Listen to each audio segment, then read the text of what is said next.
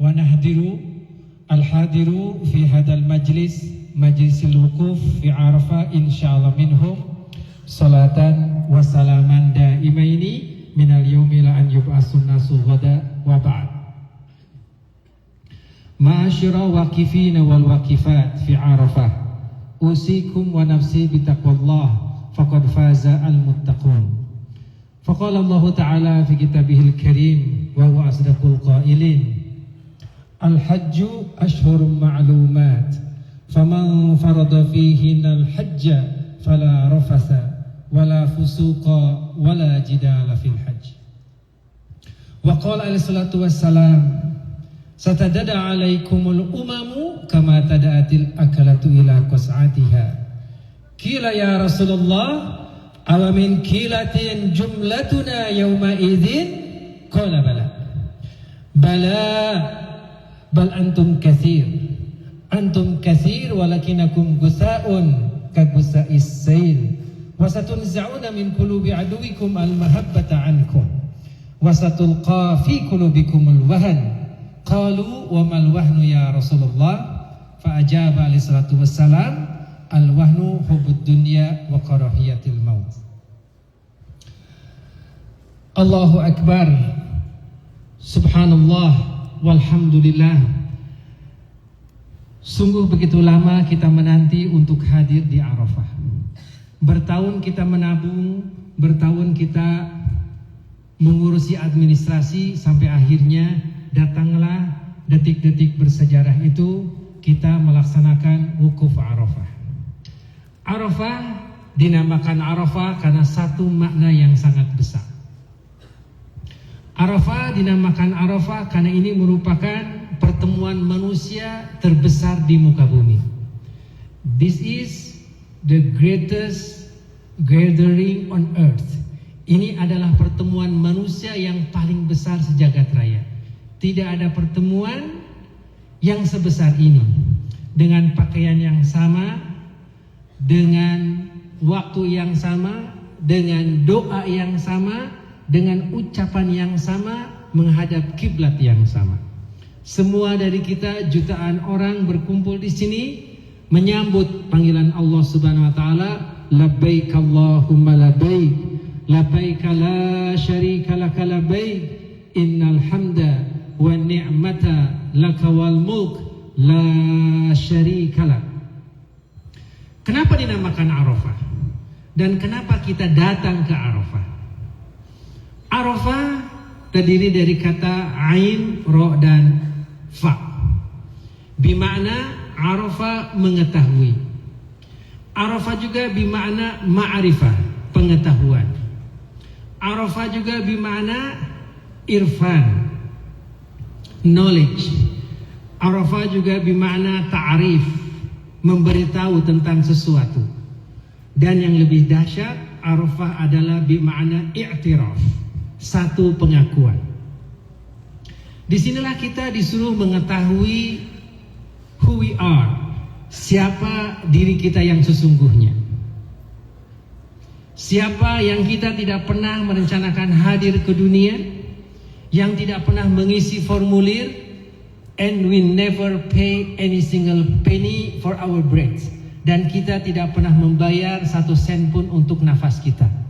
Dan kita tidak pernah membayar 1 sen pun untuk matahari kita. Dan kita tidak pernah membayar 1 rupiah pun untuk keindahan alam. Nah, tetapi manusia ternyata lupa kepada yang kedua, yaitu Arafa Rabbahu. Kita harus mengetahui siapa Tuhan kita. Kita juga harus mengetahui Arafa Ikhwanahu, siapa saudara-saudara kita yang ada di tenda sebelah. Saudara kita yang ada datang dari Palestina, saudara kita yang datang dari Rohingya, saudara kita yang tertindas dari Uighur. Dan yang lebih penting, kita mengetahui apa yang ada di balik kain ihram yang putih ini. Bagaimana molekul-molekul tubuh kita dibangun dari rezeki yang mungkin halal, mungkin bercampur juga dengan syubhat. Dan yang tidak kalah pentingnya adalah Arafah. Setelah dari Arafah ini kita akan pergi kemana? kita akan digiring menuju ke Masy'aril Haram. Taubahnya itu adalah simbolisasi kita bangkit dari kubur menuju kepada Tuhan kita di padang mahsyar. Inilah di antara 5 hal besar yang harus kita renungkan pada wukuf kali ini. Arafa nafsahu, kita harus tahu siapa diri kita. Innal insana khuliqa halu'a. Sesungguhnya manusia itu suka berkeluh kesah. Dia suka banyak komplain. Dia sedikit bersyukur dan dia selalu membandingkan dirinya dengan yang lain. Padahal Allah Subhanahu wa taala berfirman, wallahu akhrajakum min butuni ummahatikum la ta'lamuna syai'a wa ja'ala lakumus sam'a wal absara wal afidah la'allakum tashkurun.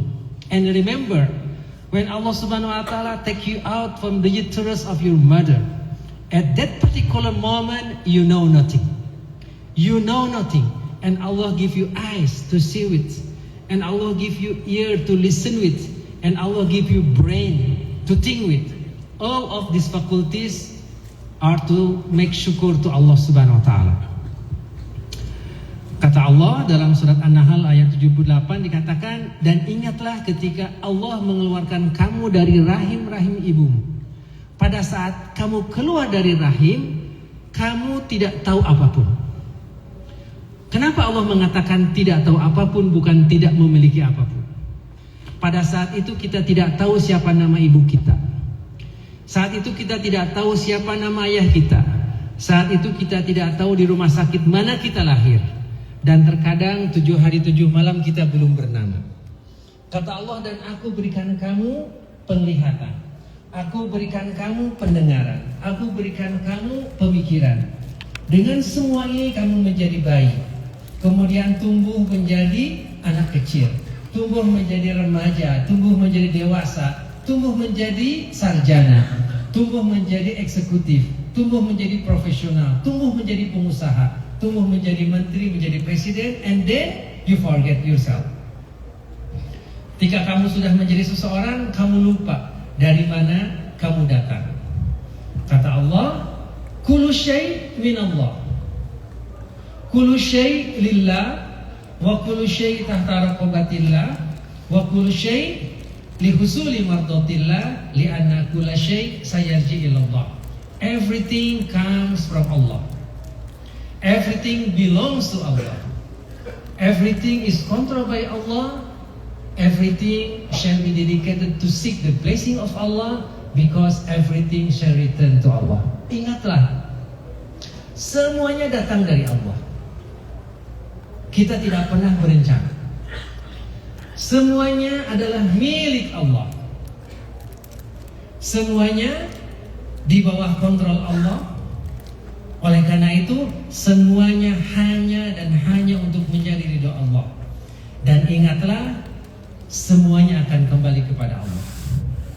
Ada 5. Semua datang dari Allah, semua milik Allah, semua di bawah kontrol Allah, semua didedikasikan untuk mencari ridho Allah, karena semuanya akan kembali kepada Allah Subhanahu wa taala.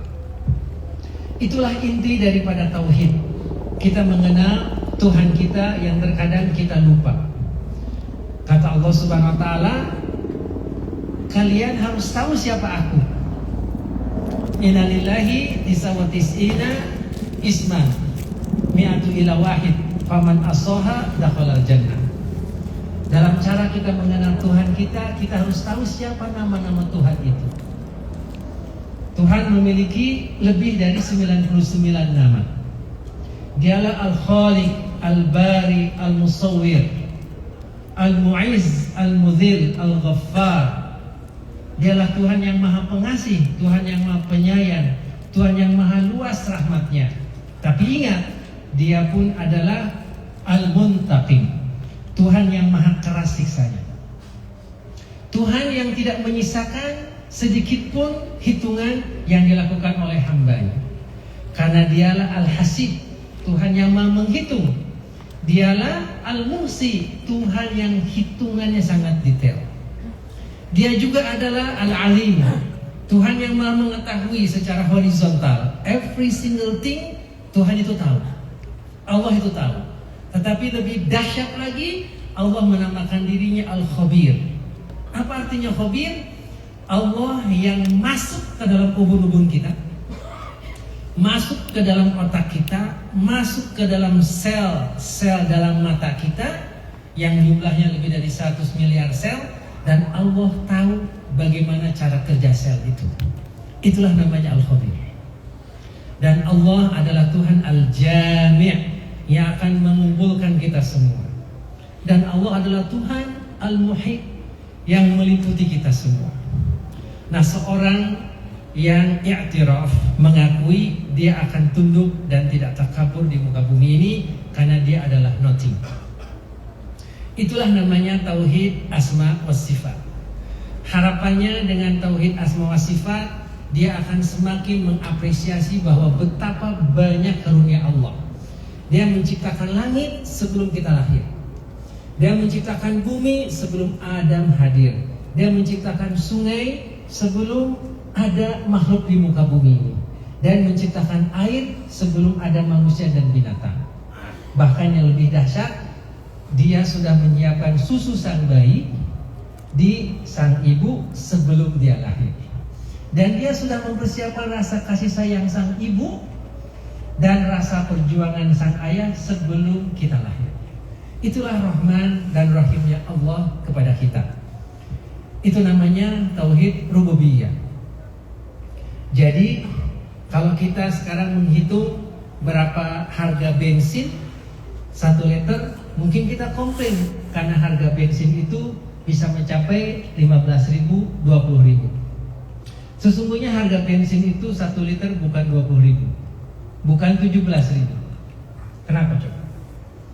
Kita tidak pernah menghitung dari mulai dinosaurus itu mati.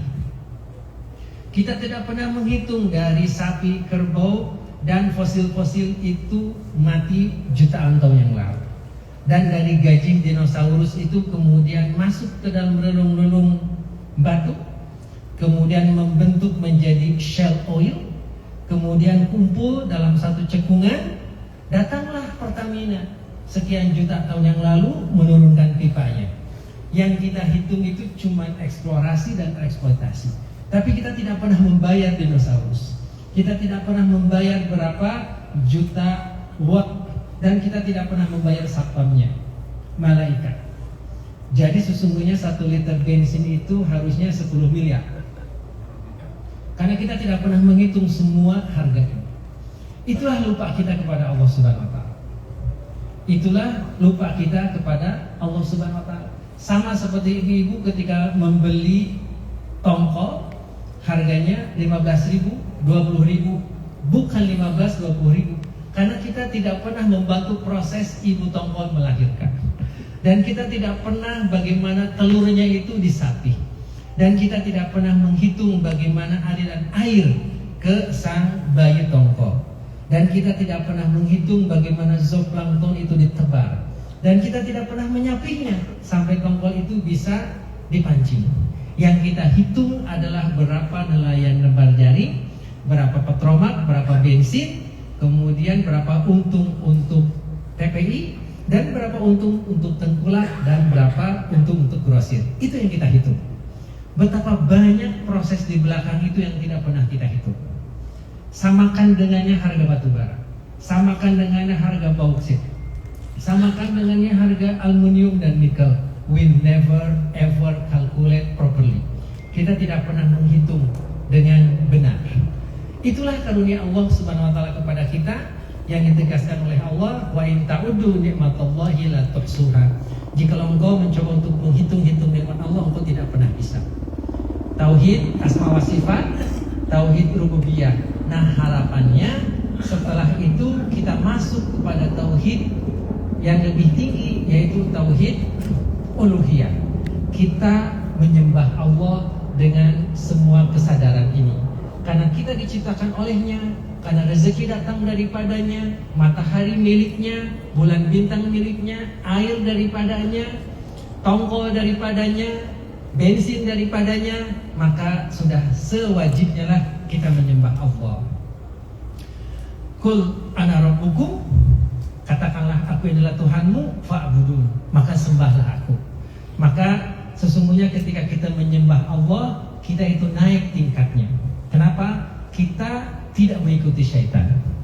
Kalau kita mengikuti Allah, berarti kita naik derajatnya.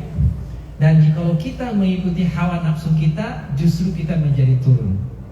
Beruntunglah seorang yang menyembah Allah dengan penyembahan yang penuh kekhusyuan, karena itu meningkatkan derajat kita. Dan saat kita menyembah Allah, Allah memberikan pahala yang berlipat ganda. Allah memberikan pahala 2 rakaat sebelum subuh dengan imbalan dunia dan seisinya. Kita menyebutkan subhanallah wa bihamdihi subhanallahil azim dengan pahala yang sangat banyak. Kita membaca alif lam mim, alif huruf, lam huruf, mim huruf, masing-masing 10 kebaikan. Dan Allah memberikan pahala sholat di Masjidil Haram 100.000. Dialah yang punya barang, Dialah yang ngasih kehidupan, yang ngasih nafas, yang ngasih matahari, kemudian Allah memberi kembali dengan harga yang luar biasa. Betapa untungnya perdagangan kita dengan Allah. Dan yang keempat adalah tauhid hukmiyah, yaitu kita harus ridho diatur oleh hukum Allah. Dan disinilah terkadang kita suka sombong bahwa here I am, ini adalah aku dan aku tidak mau ikut akan aturan Allah. Kata Allah, wa ma kana lil mu'minin wala mu'minatin idza qadallahu wa rasuluhu amran an yakuna lahumul khiyaratu min amrihim. Tidaklah layak bagi seorang kaum muslim dan muslimah jika Allah sudah memutuskan satu hukum, satu aturan, aturan keluarga, aturan waris, aturan makanan, aturan minuman, aturan sosial, kita harus taat. Kenapa? Karena kita itu miliknya. Dan semua yang ada dalam tubuh kita pun adalah miliknya. Jadi tidak ada kesempatan kita untuk keluar daripada ini. Nah, jika ini, maka insya Allah akan mengantarkan kita kepada seorang yang fitrah, kepada seorang yang insya Allah bertransformasi. Arafa nafsahu, mengetahui dirinya. Arafa rabbahu, mengetahui Tuhannya. Nah, Bapak Ibu, wakifin dan wakifat, hafizakumullah, kita juga disuruh mengetahui siapa yang ada di samping kiri kanan kita. Masya Allah, kita ini bersyukur menjadi masyarakat Indonesia yang gemah ripah loh jinawi. Tetapi saudara kita di Palestina, dia tidak punya negara. Saudara kita di Rohingya, mereka tersiksa. Saudara kita di Uighur, mereka diintimidasi. Saudara kita di Libya, pemerintahannya 3. Saudara kita di Yaman masih perang saudara. Dan di belahan dunia lain, kaum muslimin begitu susah. Kita tidak sah mengaku-ngaku sebagai umat Muhammad SAW, sementara saudara kita yang kita ketemu dengannya berpapasan bus dengan mereka dan kita tidak peduli. Kata Rasulullah SAW, masalul mu'minina fi tarahumihim wa ta'atufihim wa tawaddihim kamasalil jasadil wahid idza ishtaka minhu idza ishtaka minhu udwun tada'alahu sairul jasadi bisahari wal humma. Perumpamaan kaum muslimin dalam persaudaraannya, dalam kohesivitasnya, dalam persatuannya seperti tubuh yang satu. Jikalau satu ada yang luka, maka yang lain akan merasakan. Subhanallah wa qadarullah, dahulu umat ini satu, Bapak Ibu. Zaman Rasul tidak ada Indonesia, tidak ada Malaysia, tidak ada Maroko, tidak ada Tunis, tidak ada Libya, tidak ada Brunei. Zaman Rasul itu negara itu satu. Penjajahlah yang membeda-bedakan kita dengan 70 paspor. Penjajahlah yang membeda-bedakan kita dengan nasionalisme sempit. Penjajahlah yang membedakan kita untuk hadir di sini, kita harus pakai visa. Zaman Rasul itu tidak ada visa. Visanya itu satu. asyhadu an la ilaha illallah wa asyhadu anna Muhammadar Rasulullah, engkau ini satu. Subhanallah, itulah yang harus kita ingat. We are a great nation. Kita itu adalah umat yang besar. Kita ini memiliki segalanya yang dibutuhkan untuk kemakmuran dunia. Tetapi kita lupa dan kita suka dikotak-kotakan. Aku ini Indonesia, kamu tetangga saya Libya, kamu bukan saudara saya, kamu datang dari Bangladesh. I don't care about Palestine. Itulah kita terkotak-kotak. Bayangkan jika umat ini satu, mata uangnya satu, ekonominya satu, pemerintahannya satu. Itu sudah pernah terjadi. Itu sudah pernah berlangsung. Dan kita memiliki peradaban yang besar, yang lebih besar dari peradaban Romawi dan peradaban Persia. Dan ini insya Allah bisa terjadi kembali jika kita bersatu. Nah, Arafah ini adalah simbolisasi persatuan umat muslim global. Sengaja Allah tidak memperkenalkan kita pakai jas partai di sini. Sengaja Allah tidak memperkenalkan kita pakai batik. Allah ganti dengan pakaian yang uniform seluruhnya. Allah ganti dengan pakaian putih.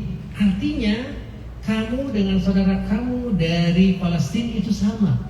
Kamu dengan saudara kamu dari Yaman itu sama. Kamu dengan saudara kamu dari Rohingya itu sama. Nah, kul inna hadhihi ummatukum ummatan wahidah. Kata Allah Subhanahu wa taala, wahai Muhammad, katakan kepada umatmu bahwa umat ini adalah umat yang satu dan besar. Bapak dan Ibu yang dirahmati Allah Subhanahu wa taala, sebagai satu contoh, Eropa antara Jerman dengan Prancis perang tahunan. Antara Rusia dengan Hongaria perang tahunan. Tetapi mereka sadar jika mereka beda terus, ekonomi mereka akan lemah. Maka mereka bersatu dalam euro. Mereka bersatu dalam euro karena pergi dari Jerman menuju ke Austria, tukar. Dari Austria turun lagi ke bawah ke Italia, tukar lagi. Jadi uangnya akan habis. Nah, mereka bersatu dalam euro. Umat Islam ini tidak bisa bersatu. Kita pergi ke Malaysia, tukar ringgit. Dari Malaysia mau nyebrang ke Bangladesh, tukar lagi. Dari Bangladesh ke Pakistan, tukar lagi. Dari Pakistan masuk ke Syria, tukar lagi. Dari Syria masuk ke Saudi, tukar lagi. Sampai di Al-Azhar, di Mesir, uang kita udah tinggal setengahnya. Kalau terus ke Libya, kurang lagi. Terus ke Tunis, kurang lagi. Sampai di Maroko, di ujung barat, pasti akan kurang. Dan betapa banyaknya rugi-rugi kita ini kalau jualan minyak antar Indonesia dengan Saudi, nuker dulu pakai dolar. Ada Iran, nggak diterima dolarnya, nuker dulu ke euro. Inilah yang diingatkan di Arafah ini. Inilah yang diingatkan bahwa umat ini sesungguhnya besar jikalau kita bisa bersatu. Eropa sudah bisa, kita belum bisa. Eropa sudah bisa dan kita belum bisa. Itulah diingatkan di sini bahwa kita harus sayang kepada saudara kita yang datang dari jauh, tidak punya tanah air, tidak punya negara, dan bahkan kita ngirim makanan pun tidak bisa. Saya mungkin sudah 7 atau 8 kali masuk ke Palestina. Masya Allah, Palestina itu negeri yang subur. Prianya gagah-gagah, wanitanya cantik-cantik, dan di sana adalah kiblat kita yang pertama. Umat muslim seluruh dunia mungkin 1,3 miliar. Orang Israel itu dari yang tua sampai bayi, sampai kakek nenek yang pikun, plus yang di rumah sakit, tidak lebih dari 10 juta. Tetapi mengapa yang 1,5 miliar ini kalah dengan yang 10 juta? Sehingga kita tidak mampu mengirim makanan pun untuk saudara kita di sana. Subhanallah. Itulah Arafah ikhwanahum. Kita disuruh mengenal siapa saudara kita. Yang keempat, Arafah ma tahta libasina. Kita diingatkan oleh Allah Subhanahu wa taala untuk tahu apa yang membentuk badan kamu ini. Karena boleh jadi kamu datang ke Arafah dengan pakaian ihram yang putih suci, tetapi badan kamu ini dibentuk dari makanan yang haram. Kita tidak pernah tahu apakah yang kita berikan kepada anak kita itu 100% halal? Jikalau anak kita men-challenge kita di meja makan, Papa, apakah Papa berani bersumpah di hadapan Quran bahwa semua yang ada di rumah ini termasuk dalam kulkas, termasuk dalam rekening Papa, termasuk yang Papa berikan ke Mama, termasuk yang Mama masak, termasuk yang ada di hidangan ini, semuanya 100% halal, sehingga adik bisa makan? Karena adik tidak mau nanti di akhirat nanti ada di scan sama malaikat Raqib Atid, sama malaikat Malik, malaikat Ridwan. Adik mau masuk surga, tetapi kata malaikat, tunggu dulu, scanning tubuh kamu ini ada otak kamu terbuat dari susu yang haram. Saya scan, kok kakinya ada molekul yang haram, kok tangannya ada barang yang haram, kok ini ada gratifikasi, kok ini ada uang perjalanan dinas yang nggak jelas, kok ini ada markup, kok ini ada uang lelah yang tidak bisa dipertanggungjawabkan. Adik mau masuk surga, ditahan sama malaikat. Nah kemudian adik bilang, saya ini kan hanya makan yang dimasak sama ibu. Kemudian dipanggillah sang ibu. Bu, kenapa memberikan makanan yang haram kepada anak kamu, kata malaikat. Kata ibu, ini kan sayur asem, ini kan tahu tempe, rendang, tongkol, ini kan halal. Kata malaikat, halal haram itu ada dua. Ada halal haram secara zat, jeruk, anggur, daging itu halal secara zat. Tapi juga ada haram secara hukum, yaitu bagaimana uang itu bisa masuk ke rekening, bagaimana uang itu bisa nambah deposito. Itu hukumnya tidak bisa dipungkiri. Faman ya'mal mithqala dzarratin khairan yarah wa may ya'mal mithqala dzarratin syarran yarah. Kata ibu, saya kan hanya nerima dari bapak, saya tidak tahu, saya masak aja dan saya kasih ke anak saya. Maka malaikat pun menyuruh sang anak dan sang ibu masuk neraka. Ibunya tidak terima karena hanya nerima duit dari bapak. Dipanggillah sang bapak yang sudah mau masuk surga. Hei Pak, kenapa engkau memberikan rezeki yang tidak halal kepada istri kamu? Yes, waktu itu saya punya proyek 100 miliar. Ngendep di rekening 1 minggu, saya ambil 25 jutanya. Sebagai bendahara saya punya kewenangan untuk negosiasi sama bank bahwa ini floatingnya nggak ketahuan. Saya juga ada dana lain-lain, tidak dipertanyakan oleh KPK dan tidak ditanya oleh auditor dan tidak ada masalah dengan DPR. Ya 25 juta dari 100 miliar kan sangat wajar. Dibawalah yang 25 juta ini ke rumah, menjadilah makanan dan minuman dan jadilah tulang, mata, telinga, tangan, kaki sang anak. Kita harus bisa menjawab di hadapan malaikat, di hadapan Allah, every single molecule in our body is clean and clear. Kita harus bisa menjawab bahwa yang masuk ke dalam tubuh kita itu clean and clear. Karena kata baginda Rasulullah SAW,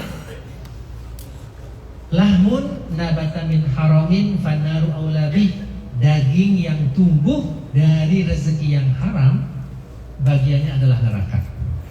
Daging yang tumbuh dari rezeki yang haram bagiannya adalah neraka. Bahkan Rasulullah SAW menyampaikan dalam satu hadis yang sangat dahsyat, al halalu bayyinun wal haramu bayyinun wa bainahuma umurun mustabihatun la ya'lamuhunna katsirun minan nas. Faman ittaqa minasyubuhati faqad istabra'a li dinihi wa irdihi. Wa man waqa'a fi syubhati faqad istabra'a li dinihi wa irdihi. Wa man waqa'a fi syubhati waqa'a fil haram. Karra'i yar'a haulal hima yushaku an yartafih. Ala wa inna likum malikin hima. Ala wa inna himallahi maharimu. Ala wa inna fil jasadi mudghah idza saluhat saluhal jasadu kullu wa idza fasadat fasadal jasadu kullu ala wahyi. Ketahuilah wahai umatku, kata baginda Rasul, yang halal udah jelas, yang haram udah jelas. Di antara keduanya ada gray area. Barang siapa mendekatkan diri kepada yang remeng-remeng gray area, lambat laun dia akan sampai kepada yang haram. Dengan dalil apapun namanya, uang leti, uang rokok, uang jajan, yang penting jika ditanya sama malaikat nggak bisa jawab. Jika diperiksa sama KPK akan terbongkar.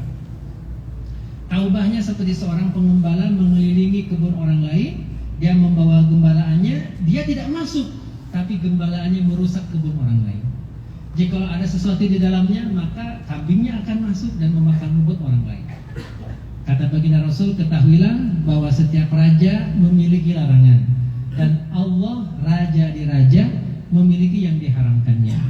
Ketahuilah bahwa pada diri Anda ada segumpal daging. Jika daging itu baik, maka seluruhnya akan baik. Jika daging itu tidak peduli kepada halal dan haram, maka semuanya akan error. Dan itu adalah yang membentuk tubuh kita yang di bawah kain ihram ini. Dan yang terakhir, pengakuan i'tiraf dari Arafah. Where are you going after this? Kemana kita akan pergi? Ini adalah simbol kita wukuf dari zuhur sampai maghrib. Setelah maghrib nanti seluruhnya Arafah ini akan kosong. Kita semua akan digiring ke Muzdalifah. Semuanya akan bergerak, jutaan orang bergerak ke satu titik, Masy'aril Haram. Dan itu adalah simbolisasi kebangkitan kita nanti dari alam kubur kembali kepada Tuhan kita, Allah Subhanahu wa taala. Fa aina tadhhabun? Kemana kita akan pergi? Apakah kita lupa dengan bisnis, dengan proyek, dengan tabungan, deposito, forex trading kita, atau kita ingat betul bahwa dunia ini sebentar? Our destiny, the final destiny is akhirat. Bapak dan Ibu yang dirahmati Allah Subhanahu wa taala, berapa perbandingan antara dunia dengan akhirat? Jawabannya unlimited. Tetapi satu hari di akhirat, inna yauman inna rabbika ka alfi sanatin mimma ta'udun. Akhirat itu tidak ada batasnya. Miliaran tahun, jutaan tahun. Satu harinya adalah 1000 tahun dunia. Jika seandainya 1000 itu dibagi 24, 1000 dibagi 24 jam, ketemunya itu 41 tahun. Jadi jikalau kita berusia 60 tahun, sama dengan hidup di akhirat 1,5 jam. Jikalau kita berusia 80 tahun, sama dengan kita hidup di akhirat cuma 2 jam. 1000 dibagi 24 itu 41,6. Jadi jika Allah memberikan umur kepada kita 60 tahun, dekat dengan usia Rasul, kita itu seperti hidup 1,5 jam berbanding dengan yaum akhirat. Dan jika kita 80 tahun sama dengan 2 jam hari akhirat. Apakah kita akan mengorbankan yang jutaan miliaran tahun demi 2 jam, atau seorang yang cerdas itu adalah yang memikirkan justru yang lama? Al-qayyisu man dana nafsahu wa amal lima ba'dal maut, wal ajizu man atba nafsahu hawa wa yatamanna Allah ala al-amani. Seorang yang cerdas itu adalah yang tahu siapa dirinya, dan he prepare something for his future. Tetapi seorang yang lengah adalah yang mengikuti hawa nafsunya. Disuruh berhenti merokok, nggak mau. Disuruh berhenti riba, nggak mau. Disuruh menerima waris, nggak mau. Disuruh menutup aurat, tidak mau. Disuruh akhlakul karimah, tidak mau. Disuruh qiyamul lail, malas. Disuruh baca Quran, salah melulu. Ikhfa idgham, ketukar terus. Masya Allah. Tapi mengharapkan Allah itu Ghafurur Rahim, dan ingin satu kafling dengan Rasulullah SAW di surga. Ini diingatkan oleh baginda Rasulullah SAW. Ini yang celaka. Karena apa? Karena dia mengikuti hawa nafsunya, kemudian berdalih Allah itu Ghafurur Rahim. Nah, tetapi kata Rasulullah SAW, yang cerdas itu adalah yang menyadari dirinya, siapa dirinya, dari mana datangnya, siapa Tuhannya, apa yang dimakannya, bagaimana kewajiban dengan saudaranya, dan kemana akan pergi. Bapak Ibu yang dirahmati Allah Subhanahu wa taala, sesungguhnya ingat mati dan ingat akhirat justru bukan berarti kita harus diam. Ingat mati dan ingat akhirat justru menjadikan kita lebih progresif, lebih aktif, lebih produktif. Kenapa? Orang yang ingat mati will maximize every single second that Allah given to him. Orang yang ingat mati itu akan mati-matian mengoptimalkan setiap detik yang Allah berikan kepadanya. Boleh jadi besok saya hari terakhir, maka dia harus buat sistem, dia harus buat mekanisme, dia harus merapikan IT, dia harus ngurusin struktur organisasi dan bagaimana organisasi bisa jalan meskipun saya sudah tidak ada. Gimana Tazkiyah bisa bergerak terus walaupun si Antonio sudah dikubur tanah. That is system. Barangkali Antonio mati besok, tapi bagaimana bisa terus jalan? Satu. Yang kedua, ingat mati itu kita memilih program yang paling oke punya. We don't waste our time, karena kita nggak tahu kapan akan mati. Daripada yang remeh-temeh, lebih baik yang besar. Kalau ada ini proyek cuma 100 juta, ada 5 miliar, ngapain ambil yang 100 juta? Ambil yang 5 miliar. Kalau ada yang 2 triliun, kenapa yang ambil yang 5 miliar? Orang yang ingat mati akan memilih yang lebih high impact. Dan yang ketiga, orang yang ingat mati tidak akan mendelay, procrastination, tidak akan menunda-nunda pekerjaan. Karena apa? Karena takut ini adalah hari terakhir. Jadi ingat mati, ingat akhirat, we move faster, we select better, and we never delay. Subhanallah. Jadi orang yang ingat mati harusnya lebih besar proyeknya. Orang yang ingat mati harusnya lebih besar depositonya. Dan orang yang ingat mati harusnya lebih banyak bekal, bukan kebalikan. Itulah indahnya remembering death. Itulah indahnya ingat kepada akhirat. Dan insya Allah dengan ingat mati, ingat akhirat akan semakin berkurang korupsi, akan semakin berkurang perzinahan, akan semakin berkurang penyelewengan jabatan, dan akan semakin hilang kecurangan dalam pemilu dan pilkada. Akan semakin berkurang ketidakberesan di DPR, kepolisian, perpajakan. Kenapa sekarang orang korupsi? Dia nggak terlalu yakin akan mati, dan dia tidak terlalu yakin bahwa hisab di akhirat itu sangat dahsyat. Bayangkan jika seandainya, dan ini pesan terakhir, kita ingat apa tujuan dari saum, yang mana yang tidak haji disunahkan saum hari ini. Tujuan saum itu adalah untuk menahan. Kalau seandainya Ustadz Fatih Karim meminta salah seorang stafnya dari kantor beliau antarkan ke airport, maka sang staf membawa dokumen, tolong serahkan ke Pak Syafi'i Antonio ada di airport. Maka staf ini berjalan dari kantor beliau menuju ke airport. Saya menunggu di airport. Nah, sang staf ini membawa map jam 2 siang Ramadan. Jam 2 siang Ramadan. Masya Allah, nyetir sendiri. Di depan dashboardnya ada hamburger yang sangat-sangat ranum. Di sampingnya ada jus anggur dan jus orange yang begitu ranum. Pertanyaan saya, apa yang sudah menahan sang supir ini tidak makan dan tidak minum? Ustadz Fatih di kantornya dan saya di airport. Jawabannya a strong belief that Allah is looking at me. Satu keyakinan bahwa Allah itu melihat saya. Satu keyakinan bahwa Allah menyaksikan saya, dan satu keyakinan walaupun Fatih Karim Antonio tidak melihat, Allah melihat. Bayangkan jika perasaan dikontrol ini ada di semua orang yang punya proyek di BUMN. Ketika akan korupsi, astagfirullah, Allah melihat saya.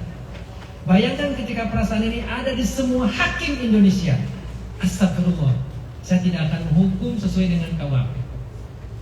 Bayangkan jika semua ada di anggota DPR, astagfirullah, Allah melihat saya. Bayangkan jika ini ada di semua oknum kepolisian, ada di hutan-hutan balak-balakan, astagfirullah.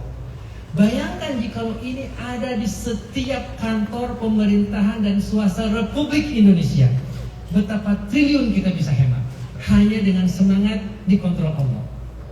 Tapi semangat ini hilang. Makanya Ramadan datang, Ramadan pergi, korupsi tetap tinggi. Ramadan datang, Ramadan pergi, korupsi tetap tinggi. Karena tidak kita bisa mendapatkan makna dikontrol oleh Allah Subhanahu wa taala. Mudah-mudahan Bapak dan Ibu yang dirahmati Allah Subhanahu wa taala bisa mendapatkan